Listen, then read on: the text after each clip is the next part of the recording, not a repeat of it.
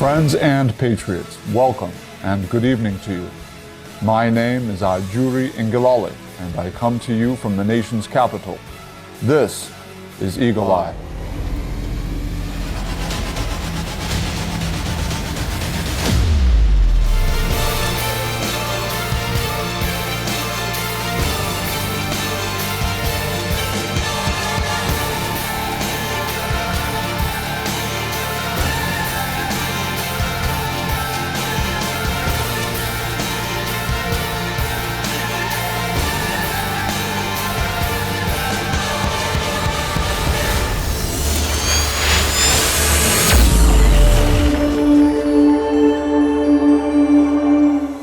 On this edition of the program, we take you into the heart of Nigeria's commercial nerve center, where development tends to take on a unique importance of national scale, serving not just as a unifying center for Nigerians who dwell peacefully and often profitably with each other.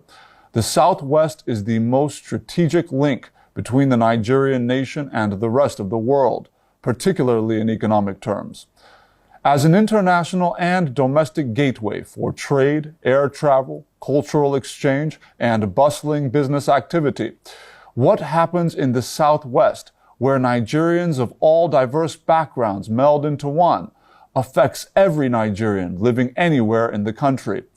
We go there and take you beyond the headlines on an adventure down to ground zero to ascertain whether or not infrastructural rebirth in the region is fact or fiction. The answer might just surprise you. But first, before we go to the Southwest, I take you into confidence this evening in this week's entry from my briefing memoranda.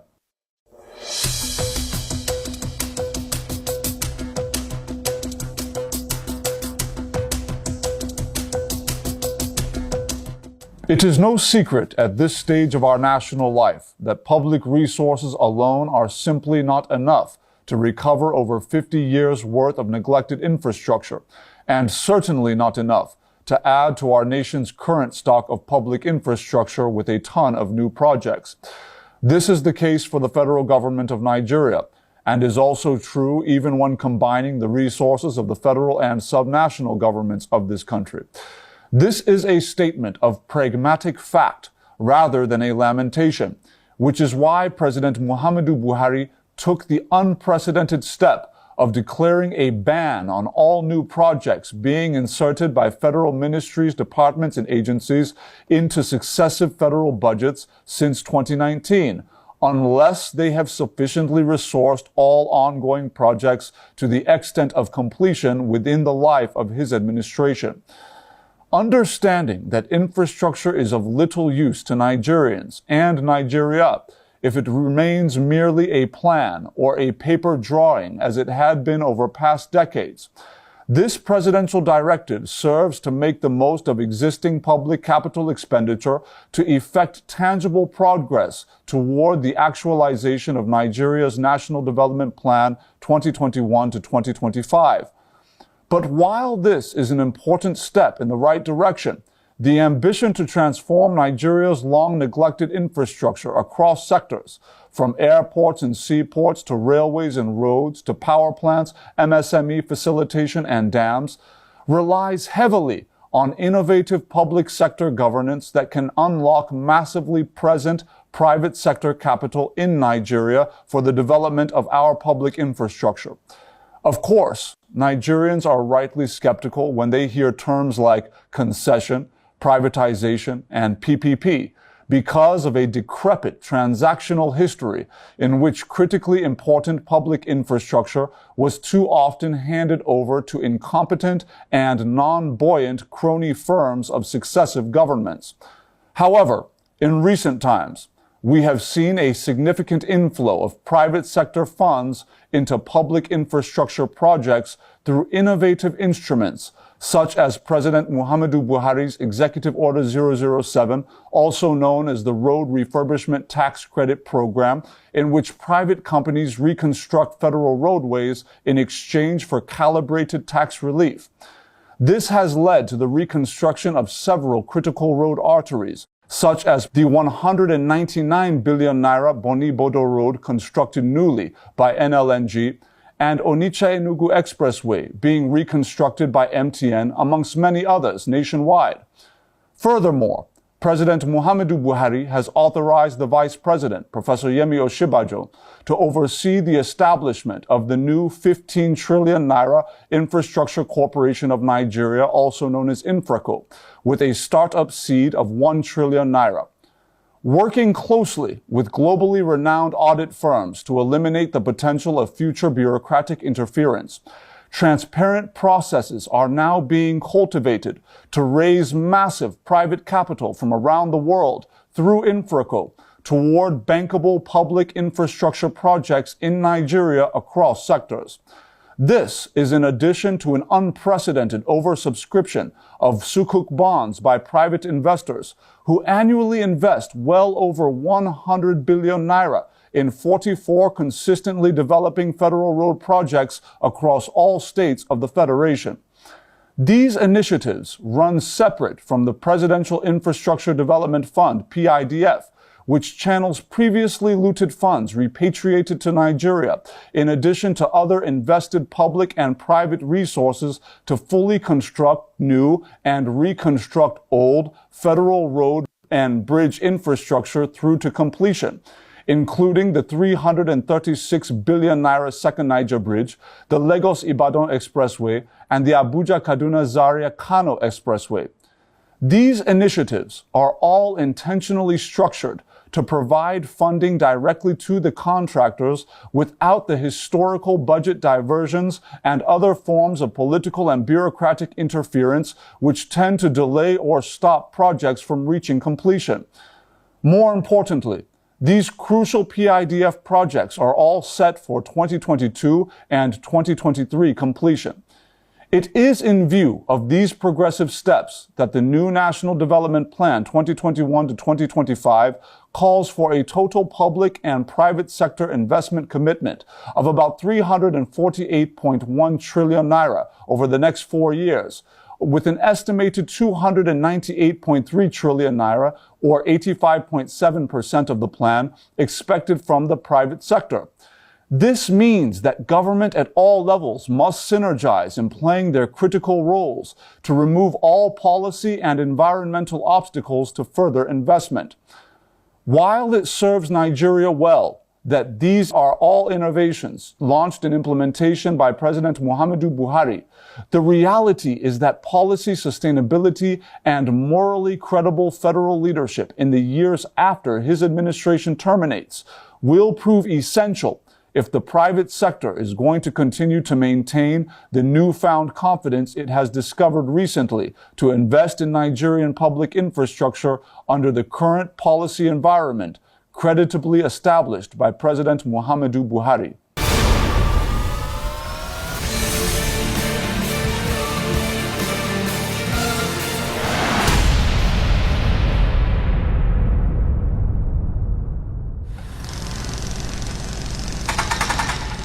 Kano hosts the northern end of the economically vital $8 billion Lagos to Kano standard gauge railway, which is presently under construction with heavy works being undertaken by CCECC alongside a nearly completed inland dry port facilitated by the Buhari administration.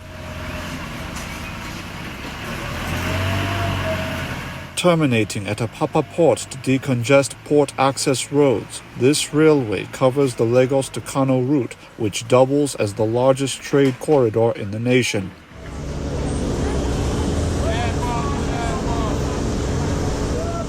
The Kano end will link up through several southwest and north-central states with the recently completed Lagos to Ibadan railway, which began construction in 2017 and opened for use in 2020.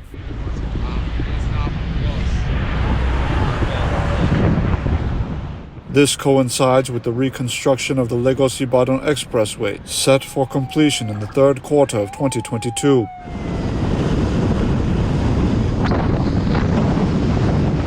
The use of railways to move massive cargoes directly into ports for import-export facilitation coincides with massive port access road construction.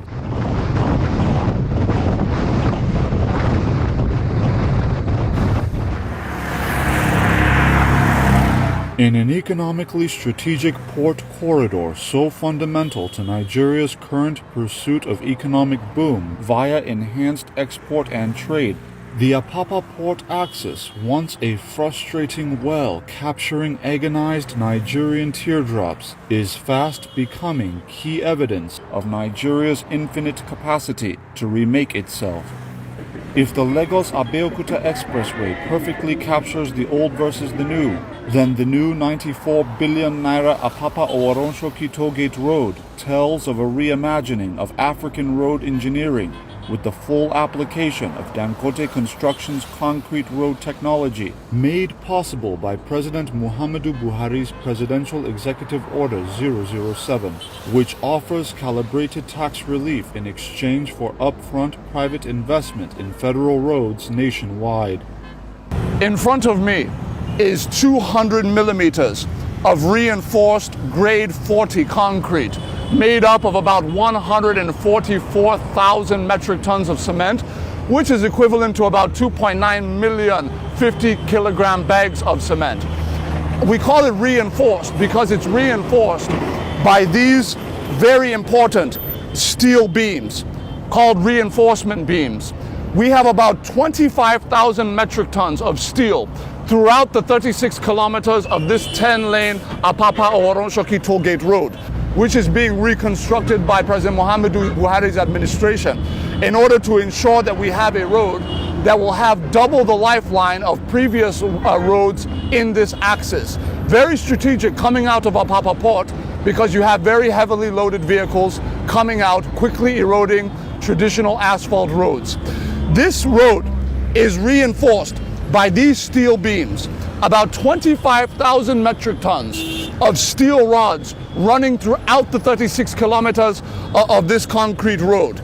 You have these steel beams that have been excavated down by 2 meters into the ground as anchor beams every 2.5 kilometers, being tied now to these reinforcement steel beams running throughout the duration of the entire expressway. This is important because it provides the kind of strength, reinforcement, and stability for these heavily loaded vehicles over the course of its new 40-year lifespan. After the Dangote Construction Company successfully built the longest concrete road in Africa, the 43-kilometer Obajana-Kaba Road in Kogi State, also built under the Presidential Road Refurbishment Tax Credit Scheme, the Apapa Tollgate Road, upon its December 2022 completion, will open Nigeria for unencumbered business with the rest of the world. With President Muhammadu Buhari's unprecedented scale of investment in railway modernization across the country, including the newly built Lagos-Ibadan standard gauge railway linking Apapa and Tin Can ports with the function of decongesting roads nationwide with rail offtake of heavy loads at the ports, new roads in the region are set to last longer and serve better than their 1960s and 70s era predecessors. Currently, we are around Section 3, which is around Sele. Yeah, as you can see, the project is around this section is fully completed. Here we have 10 lanes, meaning we have on both sides we have 3 lanes on the main carriageway, 2 lanes on the service lane. So meaning total we have, and it's fully concrete road. So we've replaced the existing asphalt pavement here with concrete pavement, which is called rigid pavement in engineering terms. So that's what we've done, and we've also provided for adequate draining capacity so as to be able to drain the runoff from this road into the canal. Out of a 36 kilometer length, we've completed up to 27 kilometers as at now.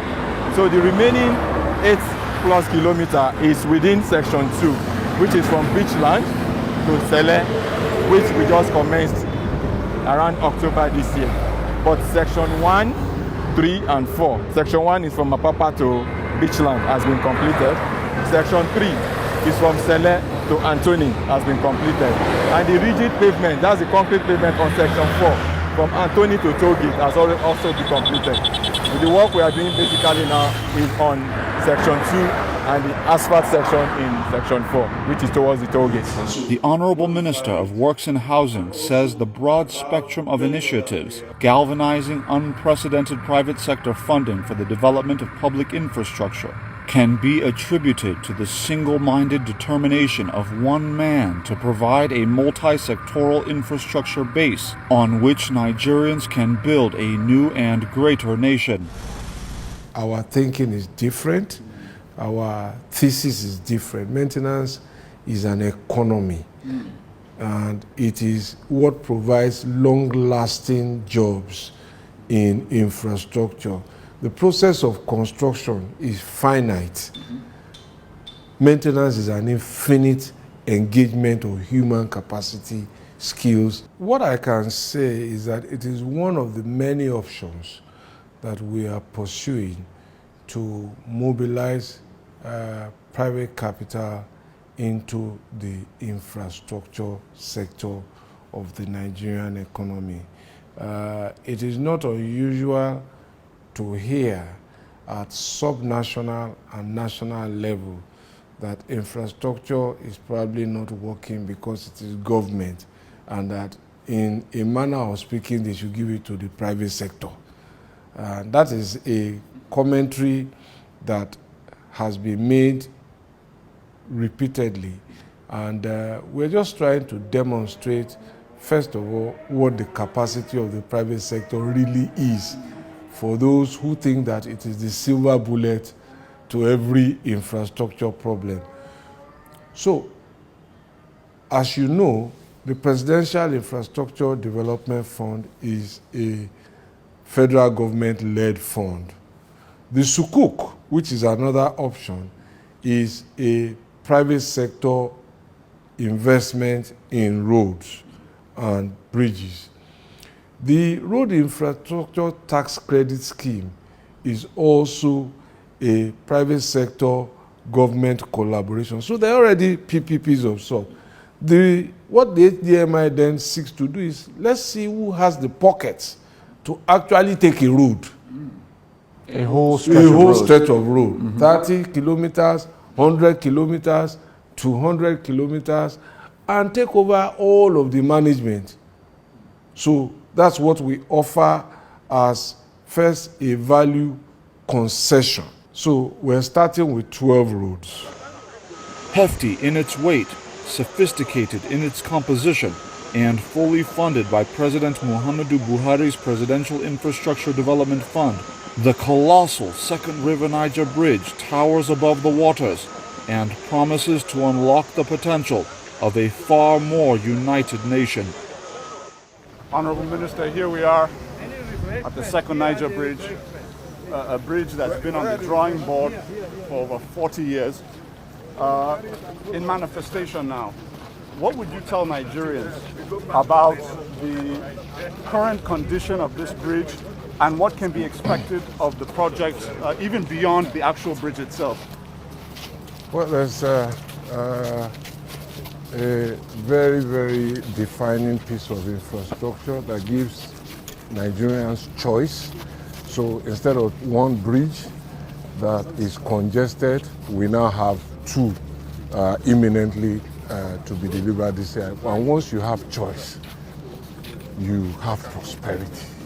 You are not struggling. If one road is blocked, you can use another. That will bring massive efficiency to business, to travel, reduce travel time. In the main, at this moment, what you're seeing in terms of construction material is supplies driving the local economy, from sand, cement, reinforcement, lubricants. That's the first impact. In addition to that, about 3,000 people earn their living here. They've been doing so since 2018 on a daily basis. So, and we're already seeing people taking positions, land values are going up. The industrial estate here is also expanding. So It's a life-defining infrastructure, a generational infrastructure that the Buhari administration has committed to deliver here after years of promise. Beyond the 1.6 kilometer bridge, which of course is the point of much of the discussion, we understand that we have 6 lanes of expressway on both sides of this bridge. We call them Road 2A on the Asaba side and Road 2B on the Anambra side. They are independently about 10 kilometers on one side and 7.5 kilometers on the other, to really extend that choice and free you from the main Asaba highway. But in the immediate, what we intend to do is to first connect the bridge to the Asaba highway for immediate use while that construction goes on beyond the construction schedule of the main bridge itself. So that as soon as Mr. President comes to hand over this bridge, immediately later this year it will be in use while the extension of the road link continues. What is the expected completion date of this mega project? Well, certainly it will be this year. It may be in late October, it may be early November, but certainly in Q4, the contracting firm are clear that this will happen. As I said earlier, there are still things that people don't see. We have to relocate some of these towers. For example, we have to shut down electricity here for about 2 weeks in order to do certain works. So, but clearly it will be done this year. Your Excellency, you mentioned that this bridge at the highest point is about 8 stories above the water level, and the headroom is about 5 stories for navigation. Incredible. How deep is it under the water? How deep do those pillars actually go? I think if I remember correctly, some were going as deep as 50, 45, 60 meters down. Incredible. In different parts based on the soil investigation and soil report. And is to understand, as the project supervisor has told us, that the piles here and the columns are sitting on each about 25 piles, separated at 2 meters each. So over an area and going 54 meters deep to the ground. So if you do 54 meters deep, you are essentially looking at over 18 stories underneath the water. Amazing, amazing. You know, Nigerians are familiar with the fact that there's a brand new Owerri interchange that's being constructed here. For the layman who may be watching, what is the import of some of this adjoining infrastructure in terms of synergizing existing infrastructure in the zone to maximize the impact of the project on the larger southeastern geopolitical zone of the country? I think what this does is that it connects all the other states of the southeast to this west-east link. And we must not forget that this bridge links the east and west of Nigeria. And then, unlike the old bridge, which was just an east-west connection, the extended road network on both sides now help to deepen the access by other states who can directly link from their states like Imo without necessarily coming into the city of into Anambra, so they can do a bypass through and link, and from there you can reach other parts of the southeast. But more importantly, there is a south-south road, an old road, and I'm sure as development necessitates it, there might be, but that's not part of this project at this time. Now. Excellent. I think the intention of President Muhammadu Buhari for this zone has been made clear via cross-sectoral interventions. Of course, this is a major project, part of that. But I think one of the other areas where Nigerians may not be so familiar when it comes to works, some of the other federal expressways that we know in this region have been worked on. What are some of those where a lot of work is going on? Okay, before I move on to those, let me also use this opportunity. It's a very important opportunity to acknowledge the collaboration and support we have received from the state governments, Delta State Government and Anambra State Government, and I must acknowledge, so has the Obi of Onitsha and the Asagba of Asaba. They have been very, very formidable stalwarts behind this project, helping us manage community issues, and it is important to place their contributions on record. And so many other people whose names I obviously cannot recall from heart. But in terms of other projects, you have the Enugu Onitsha Highway, and you have the Enugu Port Harcourt Highway, which connects all of the 5 states of the east at different points with the south-south.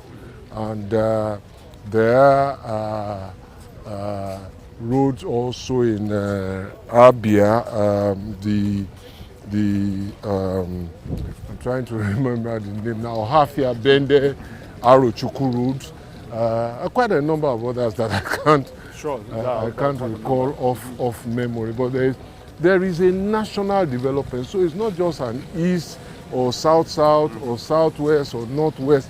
This is a national infrastructure renewal embarked upon by the Buhari administration.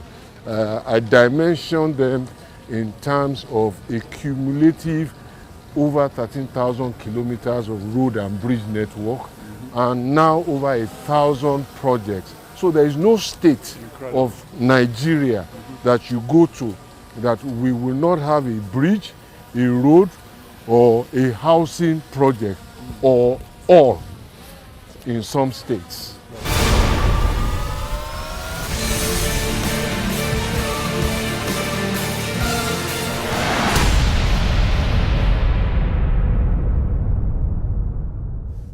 I have thoroughly enjoyed my time with you, and I look forward to your company as I host you once again next week at this same time on this network.